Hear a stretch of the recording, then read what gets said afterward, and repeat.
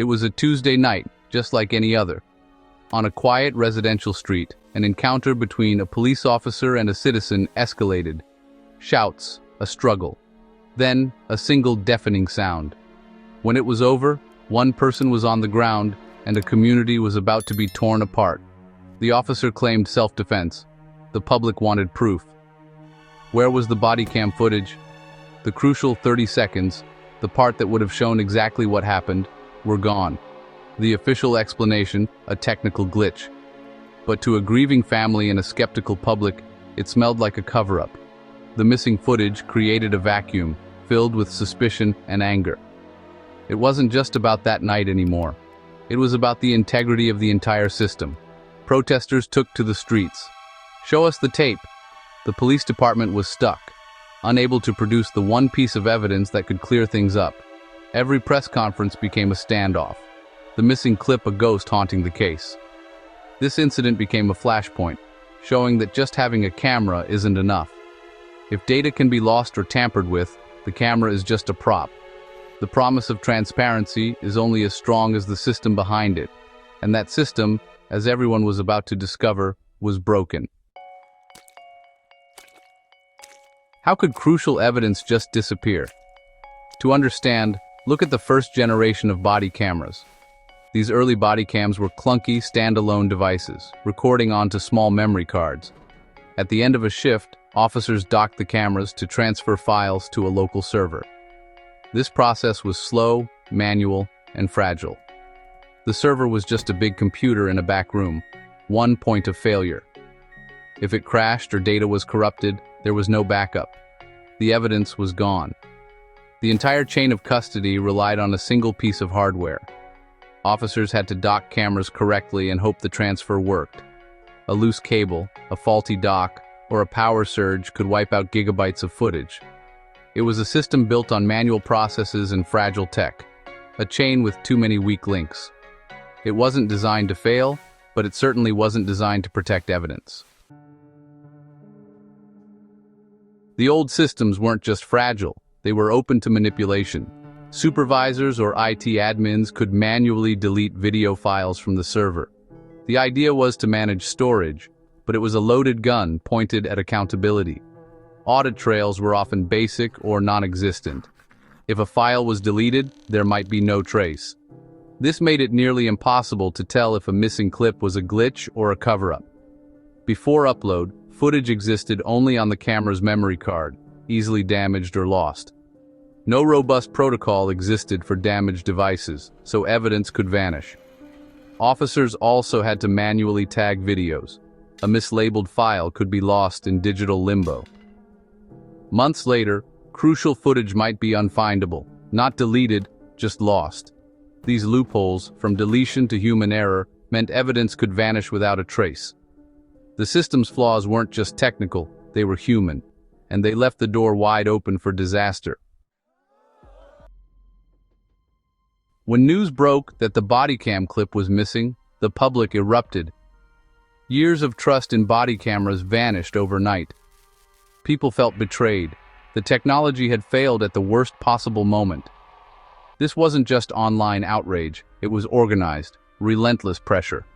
Community leaders, civil rights groups, and citizens rallied, demanding answers.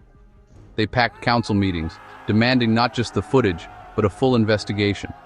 The media amplified the outcry, keeping the story alive. Technology experts explained how fragile the old systems were. The family's grief and frustration became national news. Politicians couldn't ignore the issue. Their futures depended on their response. Phones rang off the hook, inboxes flooded, reporters pressed for answers. The public drew a line, no more excuses, no more glitches. They demanded real change and real accountability. The city's leaders realized the old system had to go. The pressure for reform was now unstoppable.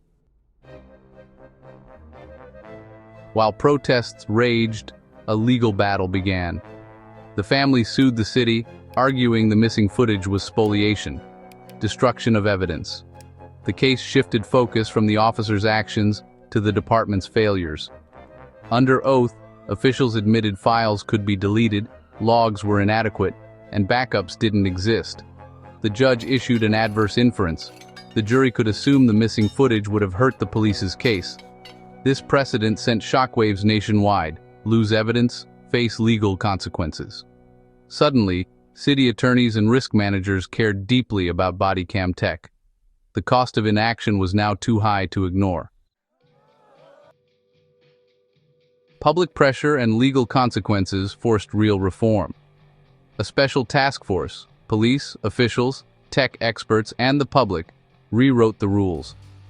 They dissected every flaw in the old policy, from camera activation to data custody. The new policy mandated strict rules, record all public interactions, no deactivating without explanation. The rules were clear and enforceable. Manual deletion of evidentiary footage was outlawed. All data had to be retained for set periods. Footage tied to complaints or cases was kept indefinitely. A new technology platform was required to meet these standards. The policy was born from crisis, designed to prevent another. The demand was clear: transparency, integrity, and accountability. The rules were set. Now, technology had to deliver. The answer was the cloud. Instead of storing files on a single server, departments partnered with secure, cloud-based platforms. Data was transmitted over the internet and stored in multiple, geographically dispersed data centers. Redundancy meant no single point of failure. If one server went down, copies existed elsewhere. New cameras uploaded footage automatically, often in real time. The window for data loss or tampering shrank dramatically. Officers no longer managed servers or backups. Specialized providers handled security. Departments focused on policing. Tech companies ensured evidence was safe. The cloud became the backbone of accountability. Every frame was captured, uploaded, and preserved. The days of lost evidence were over. The most powerful feature of cloud systems? The unbreakable audit trail. Every interaction with a video, view, download, share, was logged, time-stamped, and permanent. No one could edit or erase the log. It was built into the system's core. Prosecutors, defense attorneys, and officers all left digital fingerprints. Deletions, even of non-evidentiary footage, were logged with who, when, and why. No more disappearing clips. Any attempt to remove a file left a red flag. The audit trail deterred misconduct and fostered responsibility. Everyone knew their actions were recorded.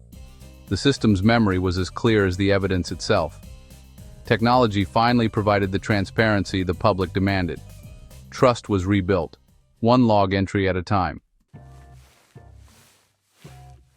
The lesson is simple. Technology is a tool, not a magic wand. A camera alone can't create accountability. It's the system behind it that matters. The missing Bodycam clip proved that the integrity of our institutions depends on the integrity of our evidence. For anyone in law enforcement, your body camera is your best witness, if the system is flawless. Demand automatic uploads, cloud backups, and unbreakable audit trails. Anything less puts everyone at risk. Integrity isn't just personal, it's systemic. Public pressure made reform happen. Ordinary people demanded better. When you see a broken system, you have a role in fixing it. Accountability is built through scrutiny, legal challenges, and relentless improvement. The goal, an unbreakable chain of evidence from street to courtroom. Technology now gives us the tools: cloud storage, redundancy, immutable logs. This isn't about being anti or pro-police, it's about being pro-truth. Only truth leads to justice, and justice is the foundation for everything else.